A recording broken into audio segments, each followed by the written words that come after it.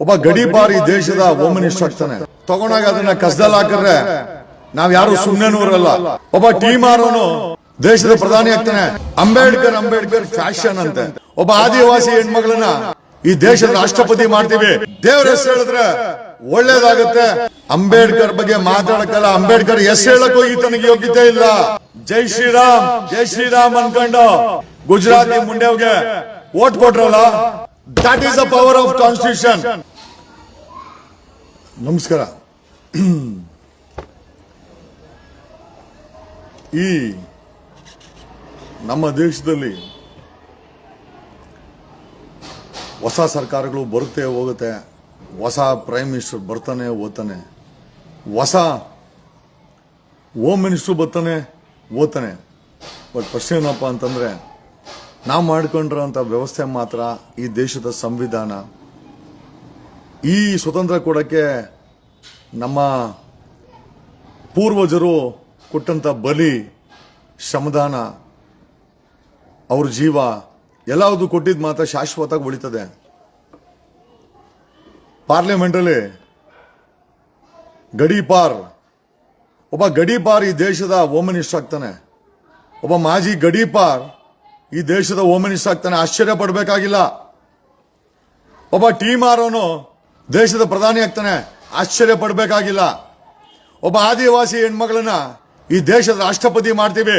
ಆಶ್ಚರ್ಯ ಪಡಬೇಕಾಗಿಲ್ಲ. ರಾಮೇಶ್ವರಮಲ್ಲಿ ಎಲ್ಲೋ ಸಣ್ಣ ಪುಟ್ಟ ಕೆಲಸ ಮಾಡ್ಕೊಂಡಿದ್ದಂತ ಒಬ್ಬ ಸೈಂಟಿಫಿಕಲ್ ಡಿಗ್ರಿ ಇಲ್ಲಂದ ಒಬ್ಬ APJ ಅಬ್ದುಲ್ ಕಲಾಂ ಈ ದೇಶದಲ್ಲಿ ಒಬ್ಬ ಸೈಂಟಿಸ್ಟ್ ಆಗ್ತಾರೆ, ರಾಷ್ಟ್ರಪತಿ ಆಗ್ತಾರೆ ಅಂತ ಆಶ್ಚರ್ಯ ಪಡಬೇಕಾಗಿಲ್ಲ. ಆಶ್ಚರ್ಯ ಯಾವಾಗ ಪಡಬೇಕು ಅಂತಂದ್ರೆ, ಇವ್ರಿಗೆಲ್ಲ ರಿಪಬ್ಲಿಕ್ ಆಗಿ ಆ ಸ್ಥಾನ ತುಂಬಲಿಕ್ಕೆ ಅಧಿಕಾರ ಕೊಟ್ಟಿದ್ದೆ ಈ ದೇಶದ ಸಂವಿಧಾನ. ಈ ಸಂವಿಧಾನ ಈ ದೇಶಕ್ಕೆ ಡಿಸೈನ್ ಮಾಡಿ ಬರೆದು ಪವರ್ನ ತುಂಬಿ ನಮ್ಗೆಲ್ಲರೂ ಕೊಡ್ಲಿಕ್ಕೆ ಮುಂದಾಳ ವಹಿಸಿದ್ದೆ ಡಾಕ್ಟರ್ BR ಅಂಬೇಡ್ಕರ್. ಅವರನ್ನ ನಾವು ಯಾರು ಹೊಗಳೋದು ಬೇಕಾಗಿಲ್ಲ. ಯಾಕಂದ್ರೆ ಚಿನ್ನನ ಹೊಗಳೋಂಥ ಅವಶ್ಯಕತೆನೇ ಇಲ್ಲ. ಹಂಗಂದ್ ಮಾತ್ರಕ್ಕೆ ತಗೊಂಡಾಗ ಅದನ್ನ ಕಸದಲ್ಲಿ ಹಾಕಿದ್ರೆ ನಾವು ಯಾರು ಸುಮ್ಮನೆ ಇರಲ್ಲ. ಯಾಕೆ ಈ ಮಾತನ್ನು ಹೇಳ್ತಾ ಇದ್ದೀನಿ ಅಂತಂದ್ರೆ, ಈ ದೇಶದ ಒಬ್ಬ ಗಡೀಪಾರ್ ಹೋಮ್ ಮಿನಿಸ್ಟರ್ ಆಗ್ತಾನೆ ಅಮಿತ್ ಶಾ. ಆತನ ಬಾಯಲ್ಲಿ ಅಂಬೇಡ್ಕರ್ ಫ್ಯಾಷನ್ ಅಂತೆ. ಒಬ್ಬ ಗಡೀಪಾರಿಂದ ಏನ್ ಎಕ್ಸ್ಪೆಕ್ಟ್ ಮಾಡಕ್ಕಾಗತ್ತೆ? ಒಬ್ಬ ಗಡೀಪಾರ್ ಅಂದ್ರೆ ತಾಲೂಕಿಂದ ಹೊರಗಡೆ ಹಾಕೋದು, ಸ್ಟೇಟಿಂದ ಹೊರಗಡೆ ಹಾಕೋದು, ಕ್ರೈಮ್ ಮಾಡ್ತಾರಂತೆ. ಒಬ್ಬ ಗಡೀಪಾರ್ ಗೃಹ ಮಂತ್ರಿಯಿಂದ ಏನ್ ಎಕ್ಸ್ಪೆಕ್ಟ್ ಮಾಡಕ್ಕಾಗತ್ತೆ? This is what. ಸೊ ನಮ್ಮ ಪ್ರಶ್ನೆ ಏನಪ್ಪ ಅಂತಂದ್ರೆ, ಈ ಅಮಿತ್ ಶಾ ಪಾರ್ಲಿಮೆಂಟ್ ಅಲ್ಲಿ ಈ ನಡುವೆ ಅಂಬೇಡ್ಕರ್ ಹೆಸರು ಹೇಳೋದು ಒಂದು ಫ್ಯಾಷನ್ ಆಗ್ಬಿಟ್ಟಿದೆ. ಅಂಬೇಡ್ಕರ್ ಹೆಸರು ಹೇಳೋದ್ ಬದಲು ದೇವ್ರ ಹೆಸರು ಹೇಳಿದ್ರೆ ಒಳ್ಳೇದಾಗತ್ತೆ ಅನ್ನೋ ಒಂದು ತನ್ನ ಕಲ್ಪನೆಗಳನ್ನು ಹೇಳಿದಾನೆ. ವಿಪರ್ಯಾಸ ಅಂದ್ರೆ, ಹಿಂದೂಗಳಿಗೆ ಬುದ್ಧಿ ಹೇಳೋನು ಒಬ್ಬ ಜೈನು. ಈತ ಮೂಲತಃ ಜೈನ್, ಬಟ್ ಮಾತಾಡೋದು ಮಾತ್ರ ಯಾವಾಗ್ಲೂ ಹಿಂದೂ ಮುಸ್ಲಿಂ ವಿರುದ್ಧ ಮಾತಾಡ್ತಾನೆ. ಇವತ್ತು ತನ್ನ ನಾಲಿಗೆನ ಅರ್ದು ಬಿಟ್ಟು ಅಂಬೇಡ್ಕರ್ ಬಗ್ಗೆ ಮಾತಾಡಿದ್ದಾನೆ. ಅಂಬೇಡ್ಕರ್ ಬಗ್ಗೆ ಮಾತಾಡಕ್ಕಲ್ಲ. ಅಂಬೇಡ್ಕರ್ ಹೆಸರು ಹೇಳಕ್ಕೂ ಈತನಿಗೆ ಯೋಗ್ಯತೆ ಇಲ್ಲ. ಮ್ಯಾಂಡೇಟ್ ಇಲ್ಲದೆ ಇವ್ರ ಹತ್ರ ಭಿಕ್ಷೆ ಬೇಡಿ ಕೇಂದ್ರ ಸರ್ಕಾರ ಮಾಡಿ ಈ ದೇಶಕ್ಕೆ ಸಂವಿಧಾನವನ್ನು ಬರೆದು 78 ವರ್ಷ ಆದ್ರೂ ನನ್ನಂತವನೊಬ್ಬನು ಕೂಗಾಡಿ ಈ ದೇಶದಲ್ಲಿ ಪ್ರಶ್ನೆ ಮಾಡ್ತಾ ಇದ್ದೀನಿ ಅಂದ್ರೆ, that is the power of constitution. ಆ ಕಾನ್ಸ್ಟಿಟ್ಯೂಷನ್ ಬರ್ದವ್ರೆ ಡಾಕ್ಟರ್ BR ಅಂಬೇಡ್ಕರ್. ನೀವು ಮರ್ಯಾದೆ ಕೊಡಬೇಡಿ ಅಂಬೇಡ್ಕರ್ಗೆ. ನೀವು ಯಾವನ ಅವ್ರ ಬಗ್ಗೆ ಆ ಮರ್ಯಾದಿನ ತೆಗಿಲಿಕ್ಕೆ ಈ ಪ್ರಶ್ನೆಯನ್ನ ಅಲ್ಲ. ಒಬ್ಬ ಗಡೀಪಾರ್ ಈ ದೇಶದಲ್ಲಿ ಗೃಹ ಮಂತ್ರಿ ಆಗ್ತಾನೆ ಅಂದ್ರೆ ಅದು ಈ ದೇಶದ ಸಂವಿಧಾನದ ತಾಕತ್ತು ಅಂತ ಈ ಮೂಲಕ ಹೇಳುತ್ತಾ, Ambedkar is not A man, is A power. ಈ ದೇಶಕ್ಕೆ ಒಂದು ಶಕ್ತಿಯನ್ನು ತುಂಬಿದಂತ ವ್ಯಕ್ತಿ. ಈ ದೇಶ 78 ವರ್ಷ ಋತುಗಳು ಕಳೆದ್ರು ನನ್ನಂತನೊಬ್ಬ ಮಾತಾಡ್ತಾನೆ. ಒಬ್ಬ ಸಾಮಾನ್ಯ ಮನುಷ್ಯ ಇವತ್ತು ತನ್ನ ಹಕ್ಕು ಬಗ್ಗೆ ಮಾತಾಡ್ತಾನೆ ಅಂತಂದ್ರೆ, ಇವತ್ತು ನಮ್ಮ ದೇಶದ ಸಂವಿಧಾನ ಕೊಟ್ಟರೆ ತಾಕತ್ತು. ಈ ಗುಜರಾತಿಗಳು, ಈ ಮಾರ್ವಾಡಿಗಳು, ಈ ಗುಜರಾತಿ ಮಾರ್ವಾಡಿಗಳು ಅಧಿಕಾರಕ್ಕೋಸ್ಕರ ಮೂರನೇ ಟರ್ಮ್ವರೆಗೂ ಮಾಡಬಾರ್ದೆಲ್ಲ ಮಾಡಿದ್ರು. ಆದ್ರೂ ಈ ದೇಶ ಅಲುಗಾಡಿಲ್ಲ, ನಲುಗಾಡಿಲ್ಲ, ಎಲ್ಲದನ್ನು ಸಹಿಸ್ಕೊಂಡು ನೋಡ್ತಾ ಇದೆ. ಸಮಯ ಬರುತ್ತೆ, ಕರ್ನಾಟಕ ಒಂದಲ್ಲ ಒಂದು ಸಮಯದಲ್ಲಿ ಒಬ್ಬ ಪ್ರೈಮ್ ಮಿನಿಸ್ಟರ್ ಕೊಟ್ಟಿದ್ದು, ಮುಂದೇನೂ ಅಷ್ಟೇ ಒಬ್ಬ ಕನ್ನಡಿಗ ಪ್ರೈಮ್ ಮಿನಿಸ್ಟರ್ ಆಗ್ತಾನೆ. ಆದಾಗ ಇಂಥ ಮಾರ್ವಾಡಿಗಳಿಗೆ ಅವರ ಯೋಗ್ಯತೆನ ತೋರಿಸುವಂತ ಸಮಯನೂ ಬರ್ತದೆ. ಒಬ್ಬ ಪ್ರೈಮ್ ಮಿನಿಸ್ಟರ್ ಆದ್ರೆ ಇರ್ತಾನೆ ಹೋಯ್ತಾನೆ, ಒಬ್ಬ ಹೋಮ್ ಮಿನಿಸ್ಟರ್ ಅಮಿತ್ ಶಾ ಅಂತಾನು ಬರ್ತಾನೆ ಹೋಯ್ತಾನೆ. ನಾವೇನು ಅವ್ರ ಬಗ್ಗೆ ತಲೆ ಕೆಡಿಸ್ಕೊಳಲ್ಲ. ಈ ದೇಶದಲ್ಲಿ ಆ ಅಧಿಕಾರ ಕೊಟ್ಟಿರೋದು ಸಹ ದೇಶದ ಈ ಸಂವಿಧಾನ.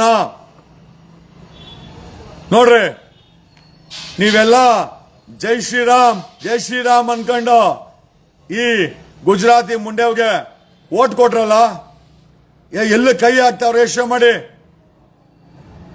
ನಮ್ಮ ಇತಿಹಾಸ ಕೈ ಹಾಕ್ತಾವ್ರೆ.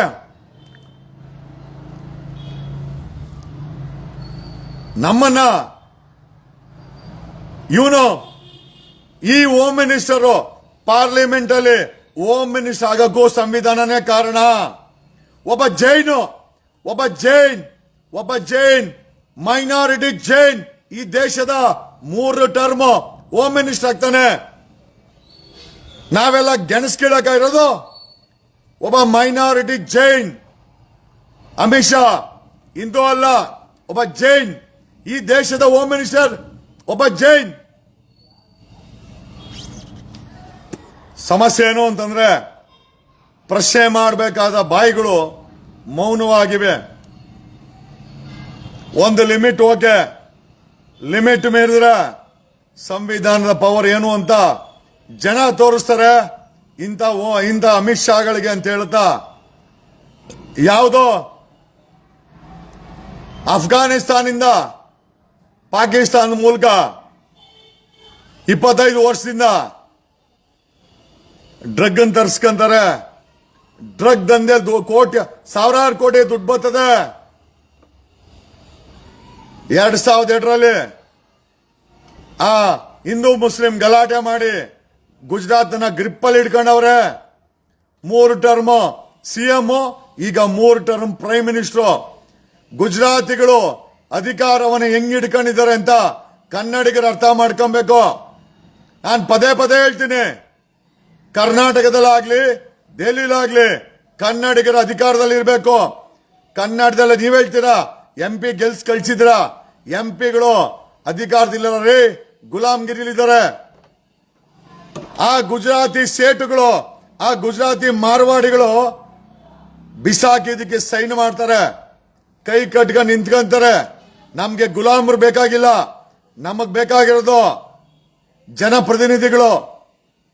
ಈ ರೀತಿ ನಮ್ಮವರನ್ನೇ, ಈ ದೇಶಕ್ಕೆ ಸಂವಿಧಾನ ಕೊಟ್ಟವನ್ನೇ ಈ ದೇಶದ ಮಾಜಿ ಗಡೀಪಾರ್ ಅಮಿತ್ ಶಾ ಅವಮಾನ ಮಾಡ್ತಾನೆ ಅಂತಂದ್ರೆ ಇವರ ಮನಸ್ಸುಗಳಲ್ಲಿ ಏನಿದೆ ನೀವೇ ಅರ್ಥ ಮಾಡ್ಕೊಳ್ಳಿ. ರಾಮ ದೇವಸ್ಥಾನ, ಮುಸಲ್ಮಾನ, ಪಾಕಿಸ್ತಾನ ಅನ್ಕೊಂಡು ಓಟ್ ಹೊತ್ತಿದ್ರೆ ಅವ್ರಿಗೆ ನಿಮ್ಗೆ ಗೂಟಿಗೆ ಇಕ್ತಾರೆ. ಅಂಬೇಡ್ಕರ್ ಫ್ಯಾಷನ್, ಅಂಬೇಡ್ಕರ್ ಪವರು, ಅಂಬೇಡ್ಕರ್ ಬರ್ದಿರೋ ಬುಕ್ಕೆ ಪವರು. ನಿನಗೆ ದೇವ್ರ ಹೆಸರು ಹೇಳ್ದೆ ಪವರು. ಯಾಕಂದ್ರೆ ಜನಗಳನ್ನ ಗೂಬೆ ಮಾಡೋದು ದೇವ್ರ ಹೆಸರು ಹೇಳ್ಕೊಂಡೆ ನೀವು. ಬಿಜೆಪಿ ಸಂವಿಧಾನ ಇಟ್ಕೊಂಡು ಓಟ್ ಕೇಳ್ತದ? ಕೇಳಲ್ಲ. ನೀವು ಕೇಳದೆ ದೇವ್ರ ಹೆಸರು ಹೇಳ್ಕೊಂಡು, ಯಾಕಂದ್ರೆ ದೇವ್ರ ಹೆಸರು ಹೇಳಿಲ್ಲ ಅಂದ್ರೆ ನಿಮ್ಮಲ್ಲಿ ಯಾವನು ಓಟ್ ಹಾಕಲ್ಲ. ಈ ದೇಶದಲ್ಲಿ ಅಧಿಕಾರ ಎಷ್ಟು ಮುಖ್ಯನೋ ಸ್ವಾಭಿಮಾನ ಅಷ್ಟೇ ಮುಖ್ಯ. ಒಬ್ಬ ಸಾಮಾನ್ಯ ಹಳ್ಳಿ ಮನುಷ್ಯ ನನ್ನಂತ ಮಾತಾಡ್ತಾನೆ ಅಂತಂದ್ರೆ ಅದು ಈ ದೇಶದ ಸಂವಿಧಾನದ ತಾಕತ್ತು. ಒಬ್ಬ ಗಡೀಪಾರಿಂದ ಏನ್ ಎಕ್ಸ್ಪೆಕ್ಟ್ ಮಾಡಕ್ಕಾಗುತ್ತೆ? ಒಬ್ಬ ಗಡೀಪಾರ್ ಏನ್ ಎಕ್ಸ್ಪೆಕ್ಟ್ ಮಾಡಕ್ಕಾಗುತ್ತೆ? ಒಬ್ಬ ಟೀಮ್ ಆರೋನು, ಈ ದೇಶದಲ್ಲಿ ಟೀಮ್ ಆರೋನು ಪ್ರೈಮ್ ಮಿನಿಸ್ಟರ್ ಆಗೋದು ತಪ್ಪಲ್ಲ, ಅದನ್ನು ಉಳಿಸ್ಕೊಡೋ ತಪ್ಪು. ಎಷ್ಟು ಜನ ಟೀಮ್ ಆರೋರು ಈ ದೇಶದಲ್ಲಿ ಅಧಿಕಾರಿ ತಂದಿದ್ದಾರೆ? ತಂದಿಲ್ಲ. ಈ ದೇಶದಲ್ಲಿ ನಾನು ಟೀಮ್ ಆರೋನು ಅಂತ ಹೇಳ್ಕೊಂಬಂದು ಅಧಿಕಾರ ಹಿಡಿದ ಮೇಲೆ ಎಷ್ಟು ಜನ ಬಡತನ ನಿರ್ಮೂಲನೆ ಆಗಿದೆ? ಎಷ್ಟು ಯೂನಿವರ್ಸಿಟಿ ಕಟ್ಟಿದ್ದೀರಾ? ಎಷ್ಟು ಮೆಡಿಕಲ್ ಕಾಲೇಜ್ ಕಟ್ಟಿದ್ದೀರಾ? ಎಷ್ಟು ಇಂಜಿನಿಯರಿಂಗ್ ಕಾಲೇಜ್ ಕಟ್ಟಿದ್ದೀರಾ? ಎಷ್ಟು ಕೇಂದ್ರೀಯ ವಿದ್ಯಾಲಯ ಸ್ಕೂಲುಗಳನ್ನ ಸ್ಥಾಪನೆ ಮಾಡಿದ್ದೀರಾ? ಎಷ್ಟು ಎಂಪ್ಲಾಯ್ಮೆಂಟ್ ಜನರೇಟ್ ಮಾಡಿದ್ದೀರಾ? ದೇಶದಲ್ಲಿ ಎಷ್ಟು ಸಾಲ ತೀರಿಸಿದ್ದೀರಾ? ದೇಶದಲ್ಲಿ ಜನ ಖುಷಿಯಾಗಿದ್ದಾರಾ? ಏನು ಗೊತ್ತಿಲ್ಲ. ಟೀಮ್ ಆರೋನ್ ಕೈಗೆ ದೇಶ ಕೊಟ್ಟು ಗಡೀಪಾರೋದನ್ ಕೈಗೆ ಹೋಮ್ ಮಿನಿಸ್ಟರ್ ಮಾಡಿ ಇವತ್ತು ಅಂಬೇಡ್ಕರ್ ಫ್ಯಾಷನ್ ಅನ್ನೋ ಮಟ್ಟಕ್ಕೆ ಬಂದಿದೆ. ಇದಕ್ಕೆ ಕಾಲವೇ ಉತ್ತರ ಕೊಡ್ತದೆ. ಕಾಲಾಯ ತಸ್ಮೈ ನಮಃ. ನಮ್ಮ ರಚಿತರಾಮ್ ಹೇಳ್ದಂಗೆ ಸಮಯಕ್ಕೆ ಇನ್ನಂತನೋ ಗಡೀಪಾರ್ ಇವತ್ತು ದೇಶದಲ್ಲಿ ಹೋಮ್ ಮಿನಿಸ್ಟರ್ ಆಗವನಂತಂದ್ರೆ ಅದು ಕೂಡ ಅಂಬೇಡ್ಕರ್ ಕಾರಣ, ಅವ್ರು ಕೊಟ್ಟಂತ ಸಂವಿಧಾನವೇ ಕಾರಣ. ಗಡೀಪಾರ್ ಗುಜರಾತಿ ಸೇಟು ಅಮಿತ್ ಶಾ, ನೀನೊಬ್ಬ ಜೈನ್ ಅನ್ನೋದ ಮರಿಬೇಡ. ಒಬ್ಬ ಜೈನು ಮೂಲ ನಿವಾಸಿಗಳಿಗೆ ಪಾಠ ಹೇಳುವಂತ ಅವಶ್ಯಕತೆ ಇಲ್ಲ. ನೀನ್ ಪಾರ್ಲಿಮೆಂಟ್ ಅಲ್ಲಿ MP ಆಗಿರ್ಬೋದು, ಬಿಜೆಪಿ ಅಧ್ಯಕ್ಷನೇ ಆಗಿರೋ, ನೀನು ಹೋಮ್ ಮಿನಿಸ್ಟರ್ ಆಗಿರೋ, ಲಿಮಿಟ್ ಅಲ್ಲಿರೋ. ಲಿಮಿಟ್ ಮೀರ್ಬೇಡ ಅಮಿತ್ ಶಾ. ಈ ದೇಶದ ಜನ ಏನಾರು ಮಾತಾಡೋ ಶುರು ಹಚ್ಕೊಂಡ್ರೆ ಮೋಸ್ಟ್ಲಿ ಗಂಟು ಮೂಟೆ ಕಟ್ಕೊಂಡು ಓಡೋಬೇಕಾಗ್ತದೆ. ಎಚ್ಚರವಾಗಿರು ಅಂತ ಹೇಳುತ್ತಾ, ಅಂಬೇಡ್ಕರ್ ತಮಾಷೆನೂ ಅಲ್ಲ, ಅಂಬೇಡ್ಕರ್ ಫ್ಯಾಷನ್ನೂ ಅಲ್ಲ. ಅಂಬೇಡ್ಕರ್ ನಮ್ಮ ಸಂಸ್ಕಾರ, ಅಂಬೇಡ್ಕರ್ ನಮ್ಮ ಪವರ್, ಅಂಬೇಡ್ಕರ್ ಬರೆದಿರೋ ಸಂವಿಧಾನದಿಂದ ಈ ದೇಶದ ಪಾರ್ಲಿಮೆಂಟ್ ಅಲ್ಲಿ ನಿನ್ನಂತ ಜೈನು ಹೋಮ್ ಮಿನಿಸ್ಟರ್ ಆಗ್ತಾನೆ ಅಂತ ಹೇಳುತ್ತಾ, ಈ ಮೈನಾರಿಟಿ ಮೈಂಡೆಡ್ ಫೆಲೋಸ್ಗೆ ಸಮಯ ಉತ್ತರ ಕೊಡಬೇಕು. ನಾವೆಲ್ಲ ಒಗ್ಗಟ್ಟಾಗಿ ನಿಂತ್ಕೊಬೇಕು. ಒಬ್ಬ ಜೈನು ಅಂಬೇಡ್ಕರ್ ಬಗ್ಗೆ ಮಾತಾಡ್ತಾನೆ ಅಂತಂದ್ರೆ ಇದಕ್ಕಿಂತ ಬೇಕಾ? ನಾನು ಯಾಕೆ ಅವನೊಬ್ಬ ಗುಜರಾತಿ ಸೇಟು ಜೈನ್ ಅಂತ ಹೇಳ್ತಾ ಇದ್ದೀನಿ ಅಂತಂದ್ರೆ, ನಮ್ಮ ಮೂಲದ ಬಗ್ಗೆ ಅವನು ಮಾತಾಡಿದ್ರೆ ಅವನ ಬಗ್ಗೆ ನಾವು ಮಾತಾಡಲೇಬೇಕು. ಮಾತಾಡ್ತೀವಿ ಅಂತ ಹೇಳುತ್ತಾ ಈ ಲೈವ್ ಅನ್ನ ಮುಗಿಸ್ತಾ ಇದ್ದೀನಿ. ಜೈ ಸಂವಿಧಾನ, ಜೈ ಅಂಬೇಡ್ಕರ್. ಥ್ಯಾಂಕ್ ಯು, ಧನ್ಯವಾದಗಳು. ಹೆಚ್ಚಿನ ವಿಡಿಯೋಗಳಿಗೆ ಪ್ರತಿಧ್ವನಿ ಯೂಟ್ಯೂಬ್ ಚಾನೆಲ್ ಸಬ್ಸ್ಕ್ರೈಬ್ ಮಾಡಿ, ಬೆಲ್ ಐಕಾನ್ ಕ್ಲಿಕ್ ಮಾಡಿ.